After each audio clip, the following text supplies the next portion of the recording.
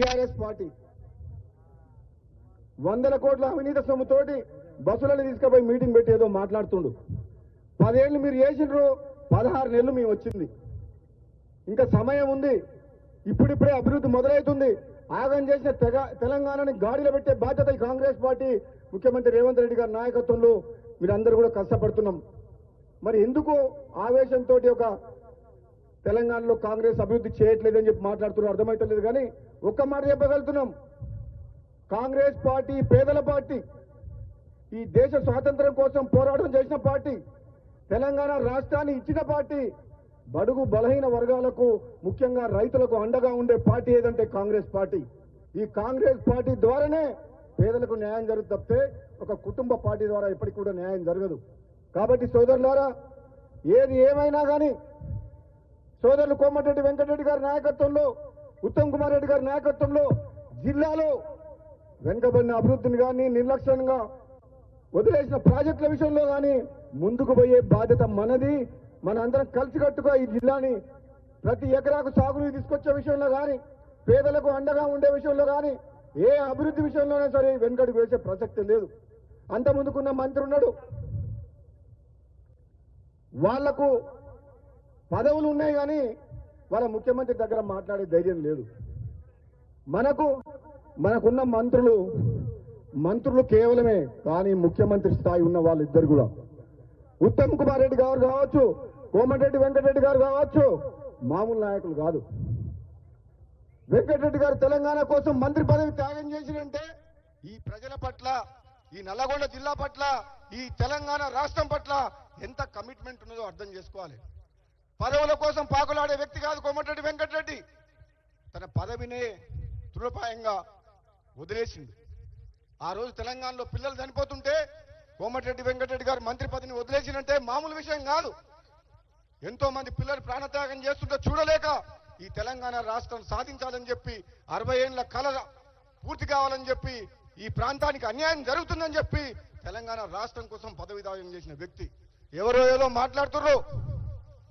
నిన్న మొన్న రాజకీయాలకు వచ్చిన వాళ్ళు, తెలిసి తెలవని అవగాహన లేని వ్యక్తులు, అది అన్ని మంచి పద్ధతి కాదు. ఒక వ్యక్తి అవతలి వ్యక్తి గురించి తెలుసుకొని వాళ్ళ త్యాగం ఏంది, వాళ్ళ కష్టం ఏంది, మానవత్వంతో మంచితనంతో ఈ ప్రాంతం కోసం ఇన్నేళ్లుగా ఎట్లా కష్టపడుతుందో తెలుసుకొని మాట్లాడదు. కానీ నోరుంది కదా అని చెప్పి సోషల్ మీడియాలో కానీ ఏది పడితే అది కరెక్ట్ కాదు. ముఖ్యంగా సోదరుడు వెంకటరెడ్డి గారు బ్రాహ్మణ వెలంలో రిజర్వాయర్ ఈరోజు నీళ్లు వచ్చినాయి, మా మునుగోడుకు వచ్చినాయి నీళ్లు కాలువల ద్వారా. ఎంత సంతోషంగా ఉన్నారంటే ఉత్తమ్ కుమార్ రెడ్డి గారు మంత్రిగా వచ్చిన తర్వాత ఒక్క నిమిషం కూడా అసెంబ్లీలో కానీ బయట కానీ ఒక్క నిమిషం వేస్ట్ చేయకుండా ప్రాజెక్టుల గురించి పాటుపడుతున్న వ్యక్తి. అంటే మీకు కాంగ్రెస్ పార్టీకి మంచి పనులు చేస్తుంటే, మీకంటే మీరు చేయలేని పనులు కాంగ్రెస్ పార్టీ ముఖ్యమంత్రి గారు కానీ, ఉత్తమ్ కుమార్ రెడ్డి గారు కానీ, వెంకటరెడ్డి గారు చేస్తుంటే మీకు మింగుడు పడతలేదు, కడుపు మండుతుంది. నేను చెప్పిన అసెంబ్లీలో కూడా మీకు ఒక్కరికే తెలివి ఉందని అనుకోకండి. మీరు ఒక్కరే పోరాటం చేస్తే తెలంగాణ రాలేదు. తెలంగాణ ఉద్యమంలో సకల జనులు ఉన్నారు, మేమున్నాం. పార్లమెంట్ సభ్యునిగా నేను కొట్లాడినా, ఎంతో మందిని కొట్లాడితే తెలంగాణ వచ్చింది. మీ యొక్క బీఆర్ఎస్ పార్టీ సొంతం కాదు తెలంగాణ, మీది కుటుంబ పార్టీ, ఇది మాది జాతీయ పార్టీ, పేదల పార్టీ.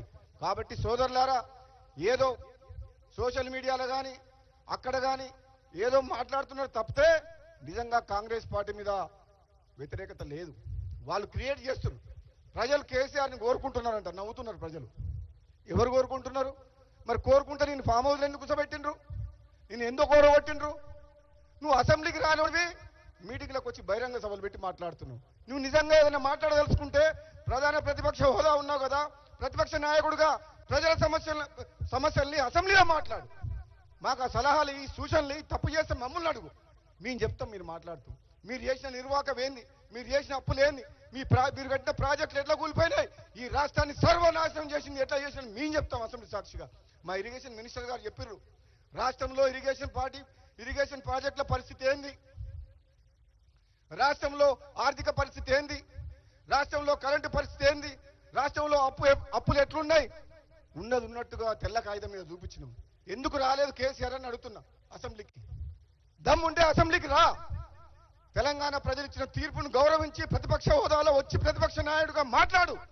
మీ సమాధానం చెప్తావు. నువ్వు ఎంత నిర్వాహకం చేసినావు, నువ్వు కుటుంబం ఎట్లా దోచుకున్నావు, వేల కోట్లు లక్షల కోట్ల రూపాయలు ఎట్లా అప్పులపాలైంది రాష్ట్రం అని చెప్పి మేము చెప్తున్నాం. నువ్వు ఎక్కడో మీటింగ్లు పెట్టుకొని నువ్వు అవినీతి సొమ్ము ఉంది కదా అని చెప్పి జనాన్ని తీసుకొచ్చి మాట్లాడితే కుదరదు. తెలంగాణ ప్రజలు నమ్మరు. 1000 జన్మలు ఎత్తినా మళ్ళీ బీఆర్ఎస్ పార్టీ రాదు. మన జిల్లా మంత్రికి ఏమైనా సోయుందా? వెంకటరెడ్డి గారినా విమర్శించేది? అసలు ఆయనకు ఆత్మగౌరవం ఉందా? కేసీఆర్తో మాట్లాడే దమ్ముందా? ఇక్కడ ఉన్న ప్రజానాయకుడు, మా ఎమ్మెల్యేలు, ఎంపీలు, మేమందరం మామూలు కాదు, అసాధ్యులం.